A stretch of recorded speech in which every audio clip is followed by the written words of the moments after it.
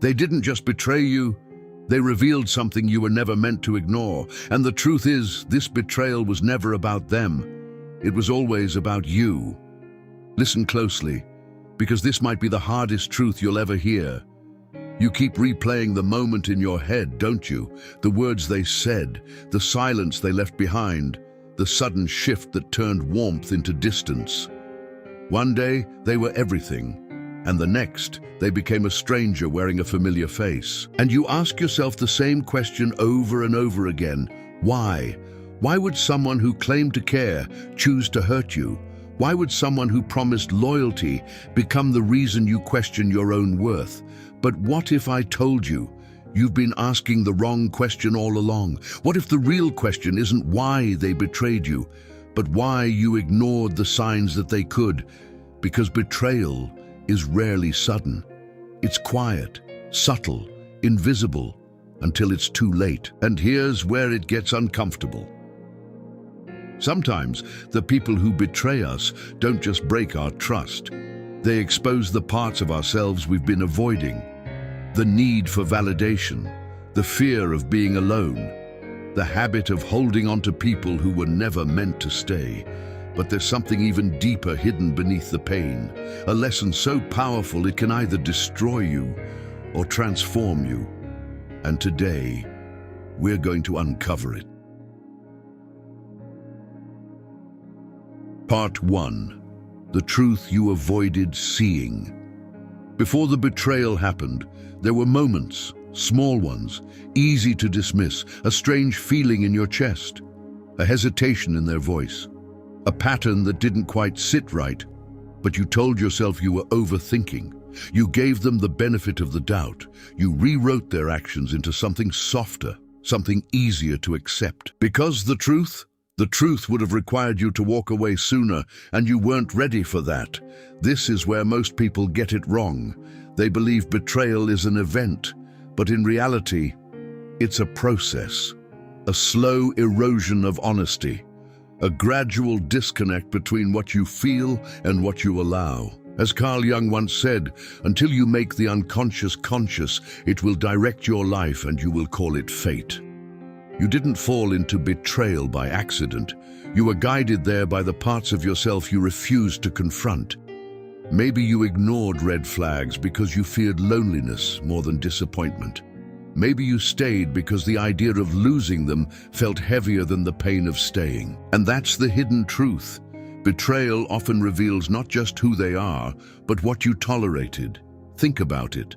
How many times did you silence your intuition just to keep the connection alive? That quiet voice inside you. It knew, but you chose hope over honesty, and hope, when misplaced, becomes self-betrayal. This is the first lesson. Before someone else betrays you, there's often a moment where you betray yourself, not out of weakness, but out of longing. Not because you're broken, but because you wanted something to work so badly, you ignored the reality in front of you. And now that it's over, the pain you feel isn't just from losing them, it's from realizing how long you abandoned yourself just to keep them. But don't look away from that realization, because this is where healing begins. Part 2. Why they betrayed you. The truth that hurts. You've been thinking, maybe I wasn't good enough. Maybe I gave too much or too little. Maybe if I had done something differently, they would have stayed. But betrayal doesn't come from your lack, it comes from their limitation. Some people enter your life not because they're ready to love you, but because they're searching for something to fill a void within themselves. And for a while, you became that for them. Your presence felt like comfort, your attention felt like validation, your loyalty felt like security. But here's the problem. When someone depends on you to complete them, they eventually start resenting you for the weight they placed on you, because deep down, they know it was never your job. This is why people who are emotionally unprepared often betray, not because they plan to hurt you, but because they were never equipped to protect you. As Friedrich Nietzsche once said, In individuals, insanity is rare, but in groups, parties, nations, and epochs, it is the rule. And sometimes people act out of their inner chaos, confused, unhealed, and unaware of the damage they cause. They chase feelings, not commitment. They avoid discomfort instead of growing through it. And when things get real, when love demands depth, patience, and accountability, they escape. Betrayal then becomes their exit strategy. Think of it like this. You were building something real, brick by brick, but they were only visiting the construction site, never planning to stay long enough to finish it. And when they left, it felt like everything collapsed. But the truth is, they were never holding the structure together. You were. This is the painful clarity you must accept. You didn't lose someone who was meant for you. You lost someone who wasn't capable of meeting you where you stood. And that realization, it doesn't erase the pain, but it changes the meaning of it. Because now, instead of asking, "Why wasn't I enough?" you begin to ask, "Why did I give so much to someone who couldn't receive it?" And that question is the beginning of your power. Part 3. Letting go isn't losing. It's returning to yourself. There's a moment after betrayal that feels unbearable.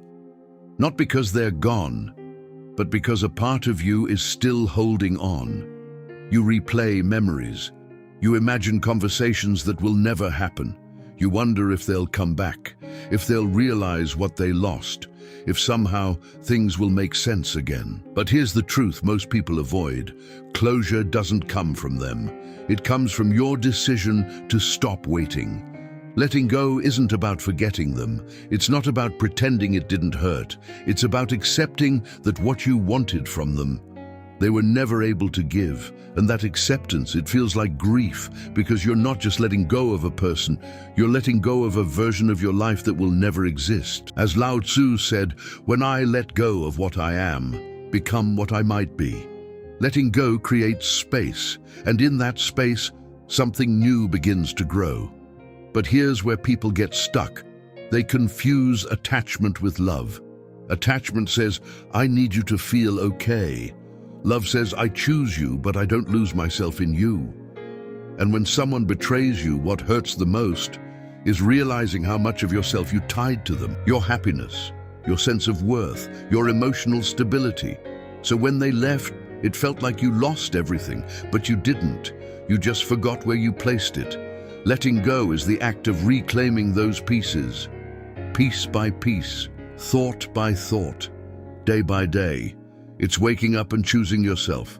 Even when it feels unnatural, it's resisting the urge to check their name, revisit the past, reopen wounds that are trying to close. Think of it like holding onto a burning object. At first you don't notice the damage, but the longer you hold on, the deeper it burns. Letting go doesn't remove the pain instantly.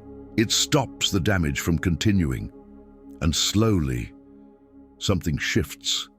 The memories lose their grip. The silence becomes peaceful instead of empty. And the person who once felt irreplaceable becomes a chapter instead of your entire story. This is the paradox of healing. You don't move on because you're ready. You become ready because you move on. And one day, without realizing it, you'll wake up and feel lighter. Not because they came back, but because you no longer need them to. Part 4. The gift hidden inside the pain. There comes a moment, quiet, unexpected, when the pain no longer controls you. Not because you forced it away, but because you finally understood it. You begin to see things differently, not through the lens of loss, but through the clarity of growth. And suddenly, the question changes. It's no longer, "Why did this happen to me?" It becomes, "What did this reveal about me?" Because every betrayal carries a hidden message, not about your worth, but about your boundaries, not about your failure, but about your patterns. As Marcus Aurelius once wrote, "The impediment to action advances action. What stands in the way becomes the way." The pain you tried to avoid becomes the path you needed to walk. You start noticing things you once ignored. The way you overgave, hoping it would be enough. The way you tolerated less, just to avoid being alone. The way you confused intensity with sincerity. And instead of judging yourself for it, you begin to understand. Because you realize you were loving with the awareness you had at the time, and now you see more clearly. This is where transformation begins. Not in revenge, not in proving them wrong, but in choosing differently next time. In setting boundaries without guilt, in walking away when something feels off without needing confirmation, in valuing your peace more than temporary connection. The person who betrayed you, they didn't just leave a wound, they left a lesson about self-respect, a lesson about emotional awareness, a lesson about the kind of love you will never settle for again. And one day, you'll meet someone new, but this time, you won't be the same person. You won't ignore red flags. You won't chase what feels uncertain. You won't lose yourself trying to keep someone else, because now you know better. And more importantly, you trust yourself. That's the real healing. Not becoming cold, not shutting your heart, but becoming wise enough to protect it. So if you're still hurting, still questioning, still trying to understand, remember this. This wasn't the end of your story. It was the moment your story became yours again.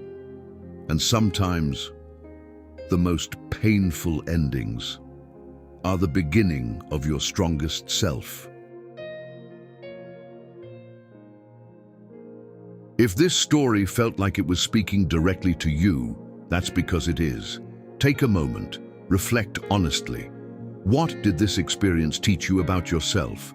And more importantly, what will you never ignore again? Because healing isn't about forgetting the past, it's about using it to build a better future.